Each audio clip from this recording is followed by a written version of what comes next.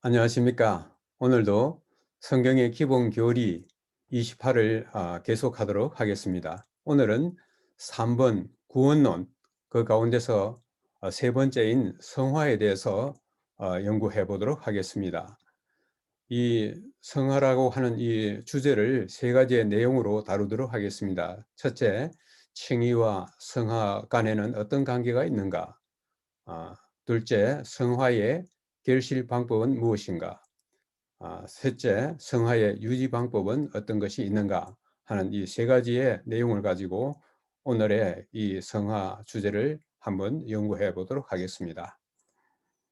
칭의와 성화의 관계, 먼저 칭의라든지 성화 이런 표현들은 하나의 신학적 용어이지만은 성경 가운데는 이 모든 내용이 포함되어 있습니다. 이 둘의 관계가 어떤 것인지 한번 살펴보도록 하겠습니다. 여기에 칭의를 입혀주시는 의로, 성화를 나눠주시는 의로 이렇게 표현해 보았습니다. 칭의, 여기에 오른편 그림에 보는 것처럼 이 우리의 의는 지난 시간에 말씀드린 것처럼 우리의 의는 누더기, 더러운 옷 같아서 그 옷으로서는 하늘에 갈 수가 없습니다. 그렇기 때문에 하나님께서 우리에게 이 더러운 옷을 벗기시고 우리에게 새로운 옷, 아름다운 옷을 입혀 주십니다. 이것을 갖다가 입혀주시는 의라고 그렇게 말씀했습니다. 그 다음에 성화를 나눠주시는 의라 이렇게 이야기했는데, 여기 밑에 있는 이 그림이 보는 것처럼 여기에 토기장이가 토기를 빚고 있습니다. 이 성화는 일종의 토기장이가 토기를 빚는 이 하나의 가정에 비유할 수가 있을 것입니다. 칭의와 성화의 관계를 여기에 이 말씀이 아주 적절하게 잘 표현해 주고 있습니다. 입혀주시는 의, 곧 칭의는 우리에게 하늘에 갈 자격을 부여하고, 나눠주시는 의, 곧 성화는 우리에게 하늘에서 살 적합성을 길러준다. 참으로 이 칭의와 성화의 이 관계를 매우 적절하게 잘 표현한 말씀이라고 생각합니다. 여기에 이것을 생각하면서 이것을 칭의의 사닥다리라고 그렇게 붙여 보았습니다. 칭의는 파멸로부터의 구원을 의미하고, 그것으로 성화를 얻게 하고 성화를 통해 하늘의 삶을 얻게 한다. 하늘의 삶을 특별히 영광화라고 그렇게 표현해 보았습니다. 여기 왼편에서 이 그림에서 보시는 것처럼 야곱의 사닥다리가 땅에서 하늘에 같이 연결되어 있는 것처럼 우리는 이 칭의에서 출발해서 성화의 과정을 거쳐서 마침내 하늘의 삶, 영광화에 이르게 되는 것입니다. 우리는 영적 성장의 경험을 하게 되는데 그 순서는 이와 같습니다. 칭의, 하늘에 갈 자격을 부여해주고, 성화, 하늘에서 살 적합성을 키우기 위한 하나의 훈련 과정 혹은 성장 과정이며, 마침내 우리는 하늘의 삶인 영광화에 이르게 되는 것입니다. 이것을 영어로 표현하면은 칭의 justification에서 성화 sanctification으로, 그리고 마침내 영광화 glorification에 이르게 되는 것입니다. 칭의와 성화의 관계를 앞에서 입혀주시는 의와 나눠주시는 의로 그렇게 표현했습니다만, 여기에 또 다른 측면에서 이렇게 그 관계를 설명해 주고 있습니다. 죄의 정결에는 용서, 칭의, 성화의 선물들이 포함되어 있다. 마음의 내적 정결은 생애의 외적 정결로 나타난다. 지난 시간에 Faith and Works, 믿음과 행위라는 책 103페이지에는 용서와 칭의는 동일하고 하나라고 그렇게 표현했습니다. 그렇기 때문에 죄의 정결에는 칭의와 성화의 선물들이 포함되어 있는데, 특별히 마음의 내적 정결, 이 칭의는 생애의 외적 정결, 성화로 나타난다고 이렇게 말씀하고 있습니다. 그렇기 때문에 칭의를 얻은 사람들은 그들의 삶 속에서 성화의 모습을 표현하게 되는 것입니다. 여기에 칭의와 성화의 관계를 이렇게 요약해 보았습니다. 칭의는 입혀주시는 의라고 하면 성화는 나눠주시는 의입니다. 칭의는 하나의 법적인 것, 다시 말하면 법정에서 죄인의 모습을 완전히 벗어버리고 죄로부터 완전히 석방하는 법적 하나의 선고라고 한다면은, 성화는 하나의 도덕적인 삶, 법적으로 이제는 죄인이 아닌 것으로 선고된 사람으로서 그가 어떤 삶을 살아야 될 것인가 하는 그런 하나의 도덕적인 것으로 그렇게 여기에 표현해 주고 있습니다. 칭의를 뿌리라고 한다면은 성화는 열매에 해당될 것입니다. 칭의는 하늘에 갈 자격이라고 한다면 성화는 하늘에서 살 적합성을 말해주고 있는 것입니다. 그래서 여기에 칭의와 성화를 이야기할 때에 칭의는 뿌리에 해당되고 성화는 열매에 해당된다고 그렇게 말할 수가 있겠습니다. 그 다음에 두 번째는 성화의 결실 방법을 한번 생각해 보도록 하겠습니다. 이 성화란 무엇일까? 이 레위기 11장 45절, 그 다음에 20장 8절에 이런 말씀이 있습니다. 내가 거룩하니 너희도 거룩할지어다. 나는 너희를 거룩하게 하는 여호와이니라. 여기에 내가 거룩하니 너희도 거룩할지어다 하는 이 말씀은 하나님의 지시 또는 하나의 명령이십니다. 그렇기 때문에 거룩하신 하나님 앞에 나가기 위해서는 우리는 반드시 거룩해져야 할 필요가 있습니다. 그런데 그 거룩하게 되는 그것도 우리 스스로 할 수 있는 것이 아니라 여기 있는 말씀처럼 나는 너희를 거룩하게 하는 여호와이니라는 이 말씀 속에서 우리를 거룩하게 하시는 분도 하나님이신 것을 여기서 말씀하고 있습니다. 여기에 이 성화, 곧 거룩하게 되다 하는 이 말이 성경에서 가장 최초로 등장하는 곳이 어디냐면은 바로 이 창세기 1장입니다. 하나님께서 엿새 동안에 이 천지를 창조하시고 난 다음 그 하나의 창조의 기념일로서 제7일을 하나님께서 거룩하게 하시고 그날을 복 주신다고 그렇게 말씀했습니다. 여기에 거룩이라는 말이 나오고 있는데 이 거룩은 영어로 표현하면 set apart, 따로 세우다, 따로 두다 하는 그런 의미에서 구별한다는 의미가 있습니다. 창조의 6일과 창조의 기념일로서 제7일을 따로 구별하여 놓는다는 그런 의미에서 거룩하다는 말이 나오고 있습니다. 그렇기 때문에 거기에서 나온 이 말 성화란 다른 말로 하면 구별되는 것입니다. 하나님을 믿는 백성들이 이 세상에 사는 사람들과 여러 가지 면에서 구별되어야 할 것을 이야기하고 있습니다. 그들의 사고방식이라든지 그들의 생활 방식이라든지 모든 면에서 세상과 구별되어야 한다는 그런 의미가 이 성화라는 말 속에 포함되어 있습니다. 여기에 성화가 우리에게 왜 그처럼 필요한가 하면은 여기에 이런 말씀이 있습니다. 하늘에서 성도이기 전에 먼저 땅에서 성도여야 한다. 왜냐하면 우리가 이 땅을 떠날 때 우리는 우리의 품성을 가져갈 것이기 때문이다. 우리가 이 세상에서 우리의 삶을 마감하고 나중에 하늘에 갈 때 우리가 가져갈 수 있는 것은 이 세상에 어떠한 것도 가져갈 수 없고 오직 우리의 품성만 가져갈 수 있다고 그렇게 말씀하고 있습니다.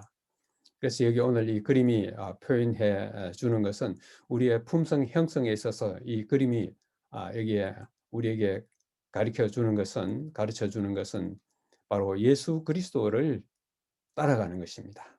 예수 그리스도를 따라가는 것. 그 다음에 여기 오른편에 이 사진이 보여주는 것처럼 우리가 칭의로 하나님의 나라의 자녀로 우리가 태어나서 이제는 자라나는 하나의 가정으로서의 성화를 우리가 경험하고 있을 때 우리에게 햇빛을 주시고 물을 주시고 영양분을 공급하시는 모든 것은 바로 하나님께서 해 주신다고 하는 것입니다. 그래서 특별히 여기에서 우리는 하늘에 가야만이 우리가 성도가 아니라 하늘에 가기 이전에 이 땅에서 하늘에 가서 살 하나의 준비로서 그 하나의 성도의 연습을 이 땅에서 해야 한다고 하는 것. 그것이 곧 우리의 품성, 형성, 가정이라고 하는 것을 여기서 이야기해 주고 있습니다.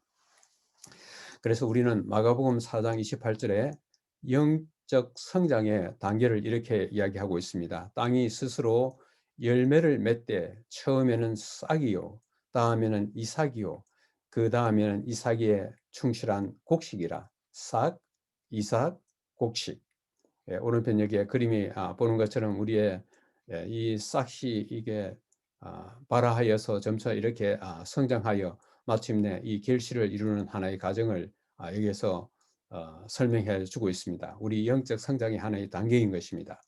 자, 여기에 영적 성장의 하나의 단계를 또 다르게 본다면은 여기 우리가 하나님의 나라의 어린아이로 태어나 가지고 마침내 어린아이가 점차 이 성장해가는 과정, 마침내 어른이 되어가는 이 하나의 과정을 우리가 여기가 보게 되는데 이게 하나의 성화의 성장 과정이라고 그렇게 말할 수 있을 것입니다.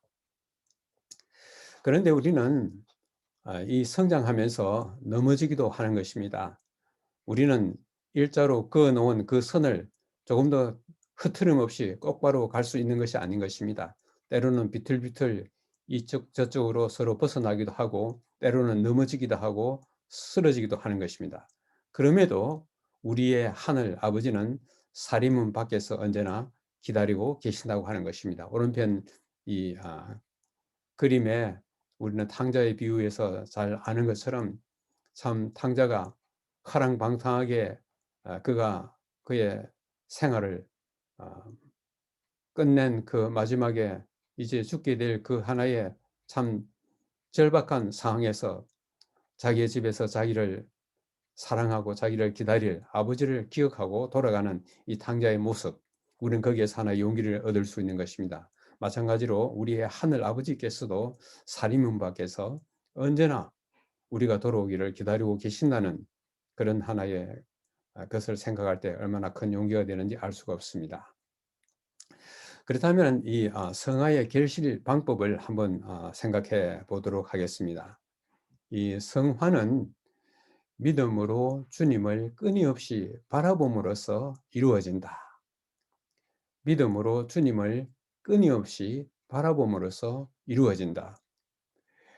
그 다음에 두 번째는 성령을 통한 성화는 사람의 뜻과 목적을 하나님의 뜻과 목적에 묶는다. 이것을 도표로 표현하면은 하나님의 뜻과 목적에 사람의 뜻과 목적을 바로 묶는다고 하는 것입니다.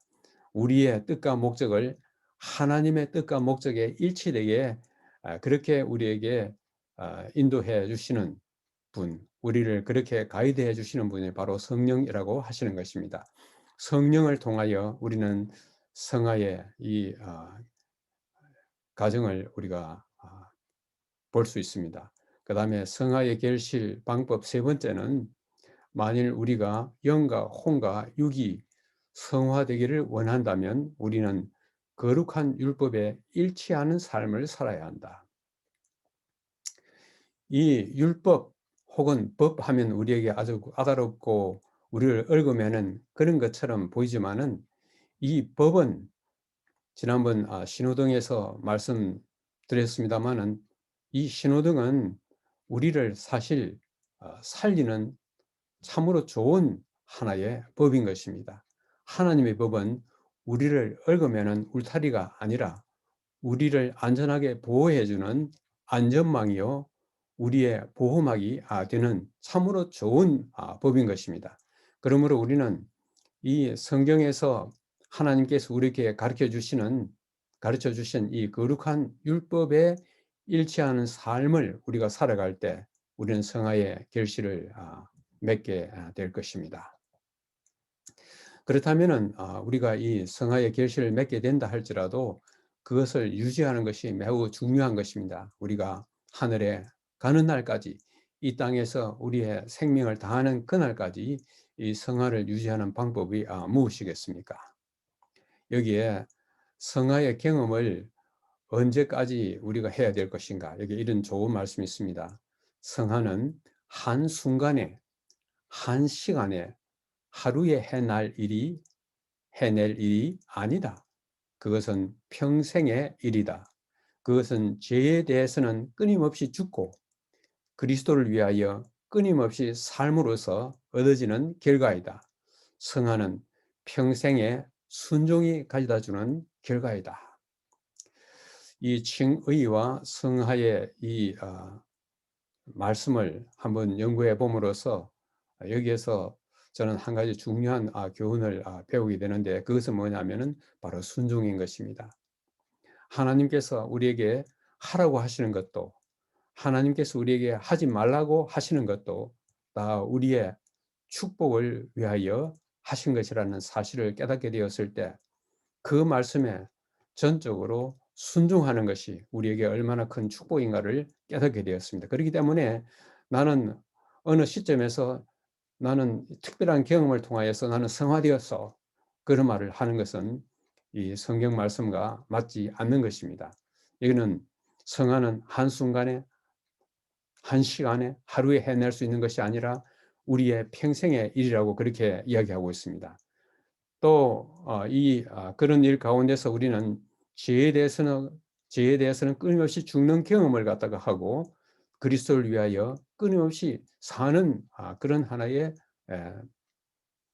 삶의 방식이 우리에게 필요하다고 하는 것입니다. 우리는 여기에 이 그림이 보여주는 것처럼 성화의 계단을 한 계단 한 계단 이렇게 올라가고 있습니다. 그것은 우리의 평생 동안 우리가 죽을 때까지 이 성화의 과정을 거쳐가게 되는 것입니다. 자, 그런데 이 성화를 유지시키는 하나의 방법을 우리는 포도나무에 비유해서 볼 수가 있습니다. 포도나무의 가지치기입니다. 여기에 특별히 예수님께서 내게 붙어 있어 열매를 맺지 않는 가지는 아버지께서 그것을 제거해 버리시고 열매를 맺는 가지는 더 열매를 맺게 하려 하여 그것을 깨끗하게 하시니라. 우리 여기에서 특별히 예수님께서 이 열매의 중요성을 여기에서 강조하고 있는 것을 보게 되는 것입니다. 여기에 포도나무 있었을 때에 예수님께서 바라시는 것은, 하나님께서 바라시는 것은 바로 열매인 것입니다. 그렇기 때문에 여기서 그 열매를 맺게 하기 위해서 두 가지가 여기에 나와 있습니다. 아예 열매를 맺지 못하면 그 가지를 갖다가 아예 잘라버리고 제거해버리고, 그런데 열매를 맺는다 할지라도 그것이 더 많은 열매를 맺어야 할 필요가 있을 때는 그것을 갖다가 깨끗하게 한다. 이 말은 전정한다, 우리가 이 가지치기 한다 하는 그 말과 같은 말씀입니다. 그래서 우리는 이 전정 혹은 가지치기는 우리의 삶에 있어서 이 열매를 맺기 위해서는 절대적으로 필요한 것입니다. 우리가 이 신앙생활을 하는 가운데서도 때로는 시련이 오고 우리에게 역경에 부닥칠 때도 있는 것입니다. 그러나 이것은 우리에게 열매를 더 많이 맺게 하기 위한 하나님의 가지치기라는 사실을 우리가 기억한다면은 우리는 이런 시련이나 역경을 기쁨으로 우리가 그것을 갖다가 맞이할 수가 있을 것입니다. 그 다음에 예수님께서 또 나는 포도나무여 너희는 가지라. 그가 내 안에 내가 그 안에 거하면 사람이 열매를 많이 맺나니 나를 떠나서는 너희가 아무것도 할 수 없다고 그렇게 말씀하고 있습니다. 특별히 여기에서 이 나무와 가지 사이에 아주 매우 밀접한 친밀한 관계, 이것을 갖다가 내 안에, 여기에 그가 내 안에 내가 그 안에라고 하는 이 피차의 안에 서로 거한다는 그런 말로서 표현하고 있습니다.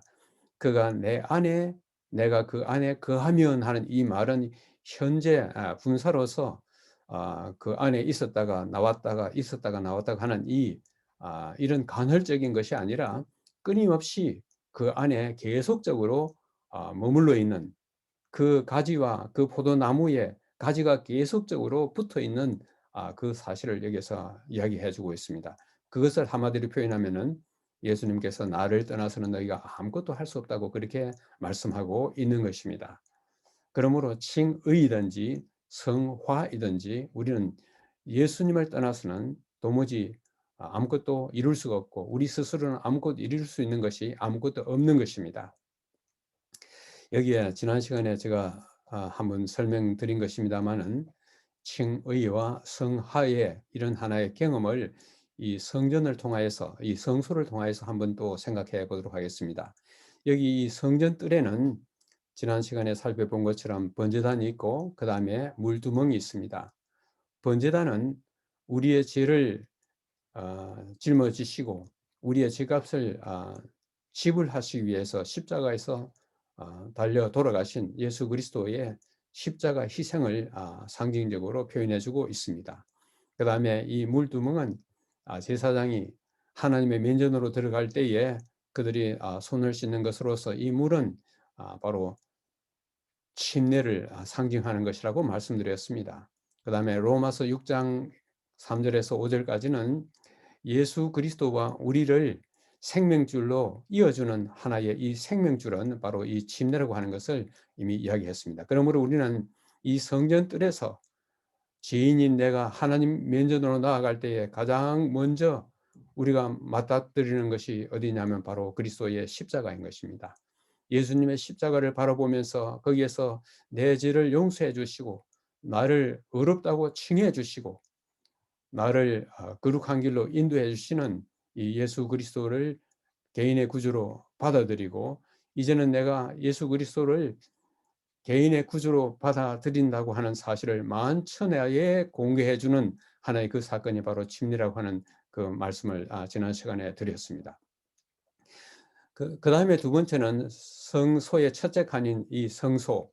여기에서 우리는 성화의 경험을 하게 되는 것인데 첫째는 이 촛대인 것입니다. 그다음에 두 번째는 떡상이고 세 번째는 바로 이 분향단입니다. 여기에 나오는 이 촛대는 하나의 이 나침반과 같고 하나의 방향키와 같은 것입니다. 이 성소 안에는 이 창문이 하나도 없습니다. 그렇기 때문에 이 빛이 없으면은 이 하나님 면전으로 결코 나아갈 수가 없습니다. 요한복음 8장 12절에 예수님께서는 나는 세상의 빛이라고 말씀하셨습니다. 그러므로 빛 되시는 예수 그리스도를 따라간다면 우리는 하나님의 면전에 아무런 어려움 없이 나아갈 수가 있는 것입니다. 그 다음에 두 번째는 떡상인 것입니다. 우리가 어떤 하나의 목적지를 향하여 여행할 때에 우리는 배고프면 여행할 수가 없습니다. 그 여행길에는 반드시 먹을 음식이 있어야 합니다. 바로 그것은 떡인 것입니다. 여기에 예수님께서 요한복음 6장 48절에 나는 생명의 떡이라고 말씀했습니다.